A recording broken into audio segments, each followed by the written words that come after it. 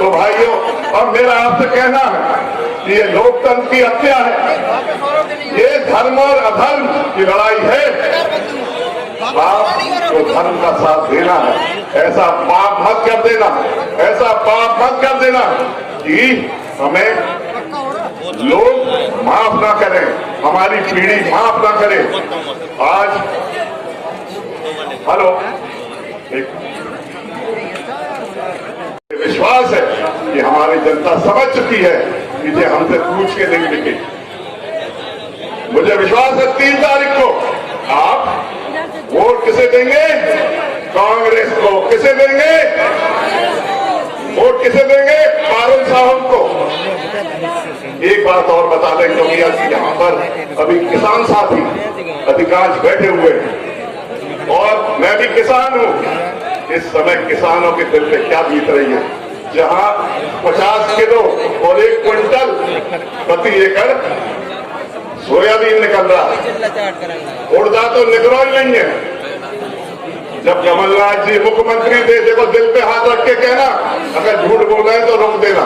जब कमलनाथ जी मुख्यमंत्री थे तो कितना गेहूं निकला था, कितना चना निकला था, हमारे पूरे भंडा और कौड़ियां भर गई थी। पर जब से जो पापी मम्मा बनो है, तब से हम लोग, तो हमारा खास तौर से निवेदन है, चूंकि हमारे बीच बहुत ही महान हस्तियां आए हैं और हम उनको सुनना चाहते हैं, उसके पहले कुछ हमारे साथी इसमें भाषण देंगे। बहुत बहुत धन्यवाद। जय हिंद, जय भारत। मैं तो आपसे इतना ही कहूंगा कि सुर्खी विधानसभा क्षेत्र की जनता सारी बात और सारे सबूत आपके पास हैं और मैं आपसे कहना चाहता हूं, अगर कोई किसी की हत्या करता है तो उसको आजीवन कारावास की सजा होती है। साक्ष्य के अभाव में कोई छूट जाए बात अलग है, मगर राजपूत ने जो लोकतंत्र की हत्या की है और इसके सारे साक्ष्य और सारे सबूत आपके पास है, तो मेरा आपसे निवेदन है कि ऐसे हत्यारे को राजनीतिक जीवन से आजीवन कारावास की सजा आप 3 तारीख को अवश्य दें। धन्यवाद। कि गोविंद राजपूत जी ने अपन सबकी वोट को बेचा है और इन सब का बदला लेने के लिए आज हम सब एकत्रित हुए हैं और हमारे साथ ही आए हुए हैं। तो अपन को तय करना है कि गोविंद राजपूत की जमानत जब्त करवाना है और पारुल साहू जी को बहुत अधिक मतों से जिताना है। इतना ही कहना चाहूंगा, क्योंकि वक्ता बहुत है और समय कम है, इसलिए तकलीफ सबके लिए। आप सब जानते हैं राहतगढ़ का मतदान और राहतगढ़ ने किस तरीके से प्यार दिया है गोविंद राजपूत को। 25 साल से खून पिलाया खून, लेकिन उस गद्दार ने कर्नाटक में जाकर वो खिलौना खेल खेला है जो आज माफ करने लायक नहीं है। वो आज माफ करने लायक नहीं है। वो हर भाई, हर व्यक्ति, जितना भी यहाँ 2000, 4000, 5000 भाई बैठे हैं, हर घर निकल जाए, एक व्यक्ति 10 को कवर करेगा। चुनाव हमारे हाथ में है, चुनाव कहीं नहीं है। अगर ठान ले गद्दारी को, तो गद्दारी को सबक सिखाना है। अगर आज गद्दार को सबक नहीं सिखाया तो हमारी पुलिस हम लोगों को देखेगी, पीटेगी कि हमारे बुजुर्गों ने खून और जवाब क्यों नहीं दिया, जो इन लोगों ने गद्दारी की थी। आज सबक सिखाने का वक्त आ गया है। अगर बाबा साहब अम्बेडकर जी ने संविधान बनाया था तो उसने ये बात कहीं नहीं करी थी कि हमारे हिंदुस्तान के चने हुए 85 बिकेंगे। अगर ऐसा कुछ होता तो उसके लिए भी कोई कानून बनता, लेकिन कोई कानून नहीं था, क्योंकि हिंदुस्तान ईमानदार व्यक्ति था, ईमानदार लोग थे। मैं बस इतना कहना चाहता हूँ, हर भाई निकल जाए वोट के लिए। कांग्रेस को वोट देना है, मेरी छोटी बहन भतीजी उसको वोट देना है। जय जय कमलनाथ, जय जय कमलनाथ, जय जय कमलनाथ। घर से बाहर निकले इस दशहरा मैदान में मेरे कांग्रेस के भाई, माता पिता और संघर्षशील नौजवान और इनका नेतृत्व करने आए। हम महू गए थे अम्बेडकर जी को प्रणाम करने 3 साल पहले, इंदौर से हो गए। उस समय दर्शन हुए थे हमारे भैया जीतू पटवारी जी की, फट फट पे झलकते, सुनी बहुत अच्छे। आज जोरदार एक बार और स्वागत कर रहे हैं। एक साथी हमारे कुणाल चौधरी जी, मैं सबको जानता हूँ। यहाँ वो कांग्रेस बैठी है जिनने मुझे उंगली पकड़ के चलना सिखाया। मैं मंच पर बैठे हमारे सभी मंचासीन लोगों को, दिलीप पटेल अगरिया ब्लॉक अध्यक्ष होने के नाते दोनों हाथ जोड़ के प्रणाम करता हूँ, नमन करता हूँ। मैं बस, हमने बहुत कुछ खोया है, हमने बहुत कुछ खोया है। जिस कांग्रेस को जिंदा किया उस व्यक्ति को खोया है। माननीय नरेश चंद्र जैन जी, जिन्होंने सुर्खी में, पूरी सुर्खी में अपनी ब्रांचें खुलवा के कांग्रेस के कार्यालय खुलवाए और हमारी कांग्रेस को जिंदा किया, मैं आपसे नमन करता हूं। आज इस मैदान में, दशहरा मैदान में सुर्खी की वो जनता हमारे बीच में है कि जो न्याय करेगी और 10 तारीख को रिजल्ट के रूप में हमारे कमलनाथ जी के लिए मजबूत करेंगे और नरेश भैया को सच्ची श्रद्धांजलि देंगे। जिसकी एक बार हाथ उठा के सब लोग बोले, पावर्ड ग्रीन हाउस, ऐसा ग्रीन हाउस, ऐसा पॉली हाउस जिसके नीचे किसी भी खराब से खराब मौसम में फसल सुरक्षित निकले, 10 गुनी निकले और इसके ऊपर बिजली बनती थी। ऐसा 2.5 एकड़ यानी 1 हेक्टेयर में लगभग 25 लाख रुपया साल भर में किसानों को मिलता बिजली से और 15 लाख रुपए की उपज होती। उसके भीतर ऐसा एक विकास खंड में 1000 किसानों के लिए 3000 करोड़, माने एक किसान के लिए 3 करोड़ का निवेश किया जा रहा था।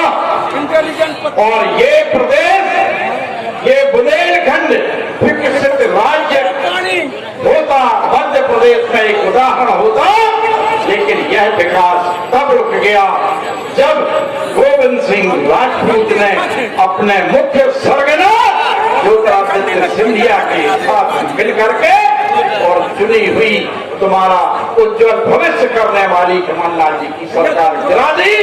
50 करोड़ रुपए लेके फिर से भाग के तुम्हारे सामने झोली फैला के फिर से बिकने के लिए अपनी वोट बेच कर आया है और फिर से बिकने के लिए झोली फैलाए हुए है।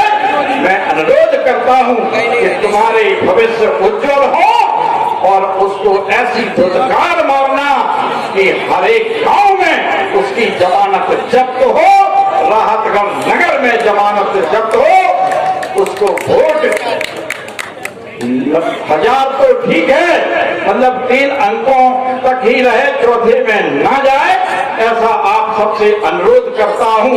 आपका भविष्य उज्जवल फिर से होगा। 10 तारीख के बाद कमलनाथ जी फिर से मुख्यमंत्री आप बनाओ, इसी संकल्प के साथ मैं आपसे अनुरोध करता हूं कि बहुत ही ऊर्जावान, बहुत ही लाडले लोग, ऐसी जोड़ी जिन्होंने मध्य प्रदेश में सरकार, कांग्रेस की सरकार बनाने के लिए एड़ी चोटी का जोड़ लगाया, प्रदेश की गली गली कूचे में घूमे। आज सौभाग्य है कि सुर्खी के उपचुनाव में हमारे राहतगढ़ के रामलीला प्रांगण में लोग पधारे हैं। परम सम्मानीय पूर्व मंत्री और प्रदेश के ऊर्जावान नेता सम्मानीय जीतू पटवारी जी, प्रदेश के बहुत ऊर्जावान लगनशील युवक कांग्रेस के अध्यक्ष और जुझारू विधायक आदरणीय कुणाल चौधरी जी, हमारे यहाँ के चुनाव के संचालक पर्यवेक्षक आदरणीय लखन गनगोरिया जी, सम्मानीय अनोदा जी, सम्मानीय सुरेंद्र चौधरी जी, सम्मानीय आनंद अहिरवार जी, यहाँ के हमारे ब्लॉक। मैं केवल इतनी सी आपसे बात करना चाहता हूँ कि आज सब लोग इतनी तादाद में यहाँ उपस्थित हैं, यदि सच्चे मन से मान ले तो इस घमंडी का घमंड चकना चूर कर सकते हो। और 30 तारीख को आपको किसी प्रकार से तोप और तलवार लेके नहीं जाना है, आपको केवल पंजे का बटन दबाना है और पंजे के बटन के साथ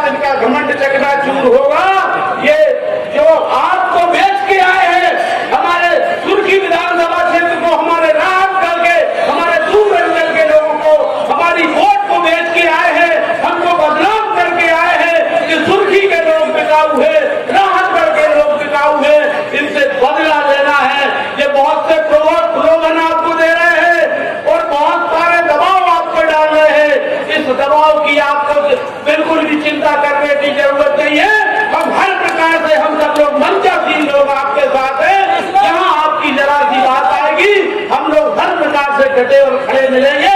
आप निडरता के साथ काम करें, किसी प्रकार से इनके भय में आने की आवश्यकता नहीं है। अब तो इस आतंक को हमको मिटाना है। तो किस तारीख को मिटाएंगे इनके आतंक को? 3 तारीख को। ये वोट बेच के आए हैं। मैं इन कर्मियों के साथ, क्योंकि बहुत संक्षिप्त है मुझे, वो बुंदेलखंड में आप लोग रहते हो, वो बुंदेल सिंह हमारा नाम है। अब चोट वोट जब है, जब बुंदेलखंड पे कुछ की नजर लगी थी, वहां नजर बिल्कुल मिटा दो, शर्त कर दो। 3 तारीख को बिल्कुल पतंग अपनी चले। सम्मानीय मंच,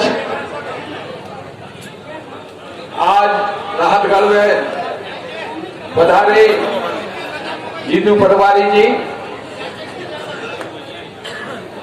और पुराण चौधरी जी, लखन भैया सुरती क्षेत्र के प्रभारी, अन्नूदा चौबे जी, विभू सिंह ठाकुर, नारायण प्रजापति, देवेंद्र सिंह पूर्व विधायक, सुरेंद्र चौधरी जी, बहुत से वक्ता बोले हैं, आप उस बात को भूल चुके।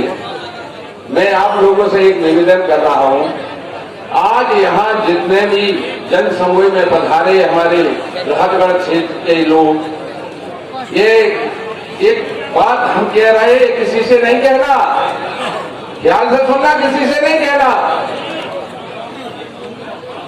फिर क्या कहना, किसी से नहीं कहना। वो कहना तो ये कहना जो हम कह रहे हैं। क्या कहना है? जितने लोग यहाँ हैं सुर्की क्षेत्र के, ये सब लोग प्रत्याशी है। सब लोग जितने बैठे हैं ये सब सुर्की के प्रत्याशी है। और ये प्रत्याशी किसके है? कमलनाथ जी के, कांग्रेस के। मैं विश्वास के साथ वादा करता हूं, आप लोग सब प्रत्याशी बन के अपने अपने घर और गांव में और शहर में, बाढ़ में अगर कहेंगे कि हम कांग्रेस के प्रत्याशी हैं, तो आप गारंटी से, उनने करोड़ों लिए हैं, करोड़ों से ज्यादा आप जीतेंगे। इस बात का मुझे पूरा विश्वास है। आपके परिवार को आप विश्वास दिलाइए कि मैं प्रत्याशी हूं, मैं कांग्रेस का प्रत्याशी हूं, मैं कांग्रेस कमलनाथ का सिपाही हूं। रही बात दूसरी, आतंक और भय की, बहुत दरवाजे खुले हैं। राजा कितना बड़ा हो, राजा कितना बड़ा हो, अगर फौज उसके साथ नहीं है तो वो लड़ाई नहीं लड़ पाएगा। आप हमारे सेनापति हैं, फौज है, और हमारे कमलनाथ जी को आप जिताइए और दोबारा मुख्यमंत्री बनाइए। एक नदी में एक डर वाली बात बता रहा हूं, कर्म वाली बात कर रहा, शंका वाली बात कर रहा हूं। एक बार तुम्हारी मीना नदी में नदी चढ़ी थी और एक कछुआ नदी के किनारे बैठा था। वहीं एक बिच्छू आ गया। वो बिच्छू कछुआ से बोला, भैया हमें नदी पार करा दो। कछुआ बोला, नदी हम पार नहीं कराएंगे तुम्हें। ये क्यों? कि अगर हम तुम्हें नदी पार कराएंगे और तुमने डंक मार दिया तो हम क्या करेंगे? वो बिच्छू बोला, भैया हम कसम खाते हैं, हम डंक नहीं मारेंगे, हमें पार करा दो। कछुआ बिच्छू की बातों में आ गया और अपनी पीठ पे बैठा के इस पार से उस पार बिना नदी पार कराने लगा। और जैसे ही नदी के किनारे पहुंचा, वो बिच्छू ने कछुआ को डंक मार दिया। ऐसा डंक आपको मारना है 3 तारीख को। जय हिंद, जय भारत।